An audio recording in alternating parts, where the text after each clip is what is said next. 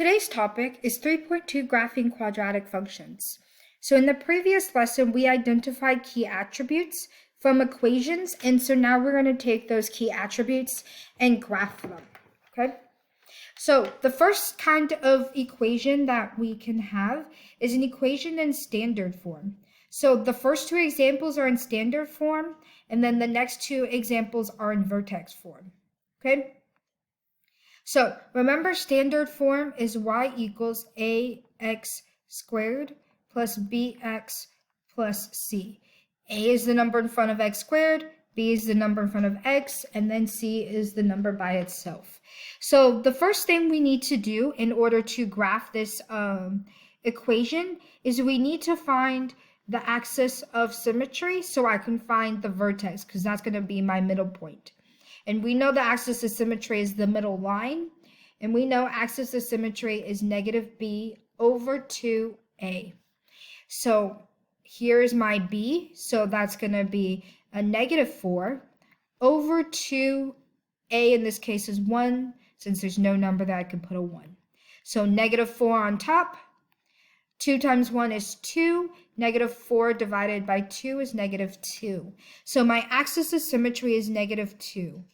I'm going to briefly draw a dotted line or a dashed line so I know that this is going to be my middle line, okay? And then in order to graph, I need my vertex. That was the whole point of finding the axis of symmetry. So I know that the x-coordinate of my vertex is negative 2 because the axis of symmetry and the x-coordinate are the same. So I'm going to use this equation to find my y-coordinate.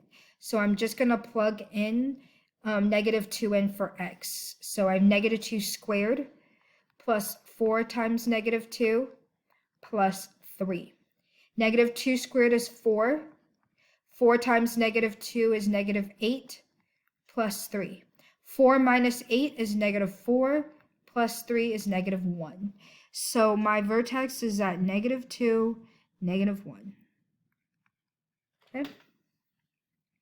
And then the last thing is we need another point. So we know like how skinny or how fat my parabola is going to be. So we're just going to find the y-intercept because that's the easiest.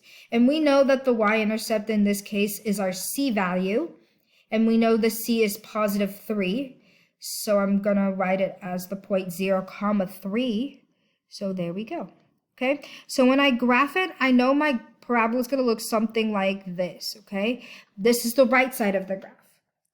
Now I have to draw the left side of the graph. So I know that this symmetric point to the y-intercept is going to be 2 spaces away from this blue line because it has to be even. So 1, 2. So I'm going to go 2 spots on the left. So this star and this orange dot should be the same amount of distance away from the blue line. So it looks symmetrical on both sides. Okay. And there you go. That's it. So let's go ahead and do it again. So remember, we needed to find the vertex, okay? And in order to find the vertex, we first had to find the axis of symmetry.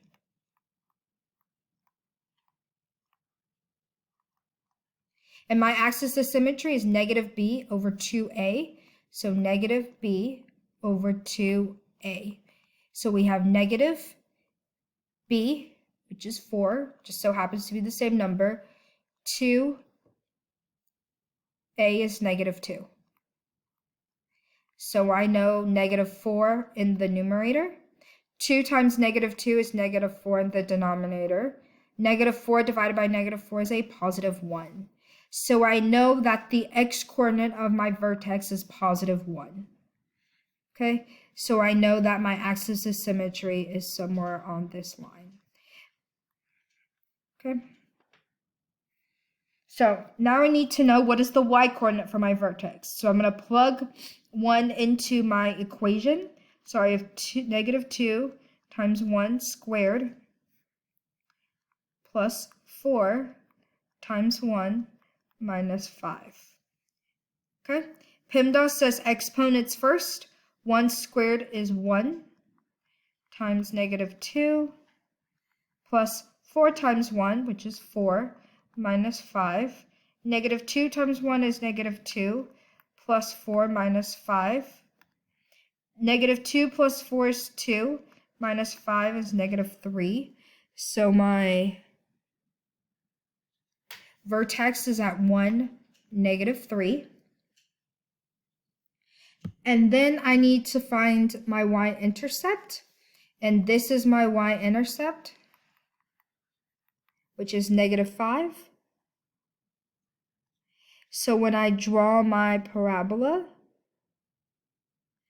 okay, I know that my orange dot is one space away from this blue line.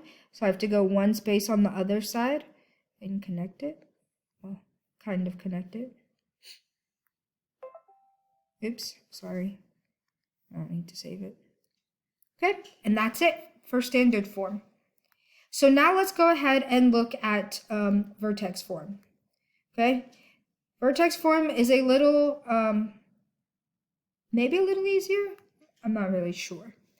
Finding the vertex could be difficult. So my equation for vertex form is a, open parentheses, x minus h squared plus k. Okay, so remember the only letter that stayed the same is a. So that's just going to tell me if it goes up or if it opens up or opens down. Okay, so now first I'm going to find my vertex. And since this is vertex form, it's going to easily tell me that the vertex is h, comma, k.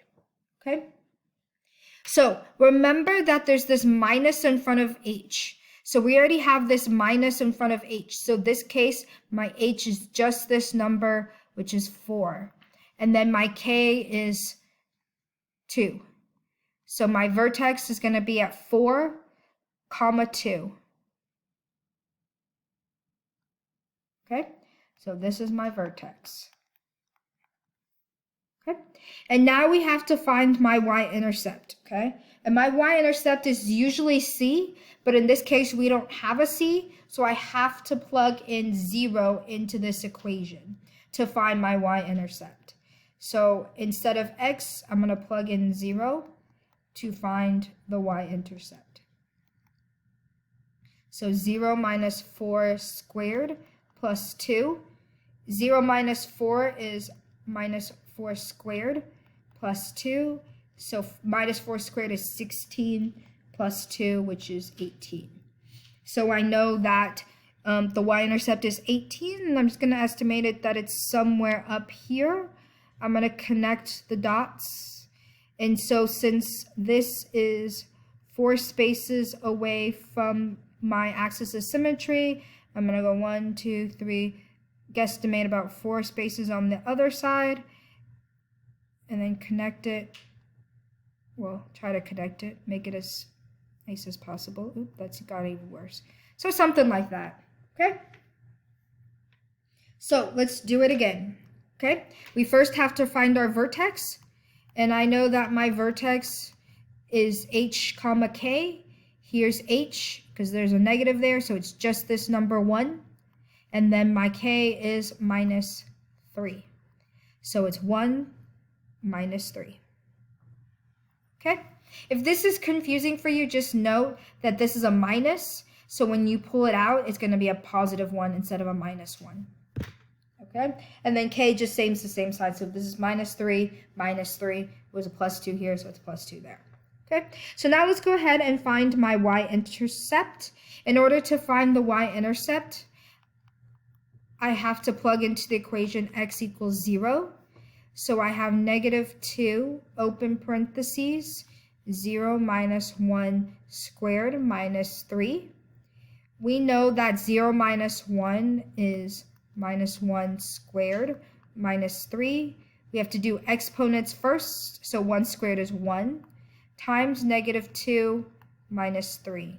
Negative 2 times 1 is negative 2, minus 3 is negative 5.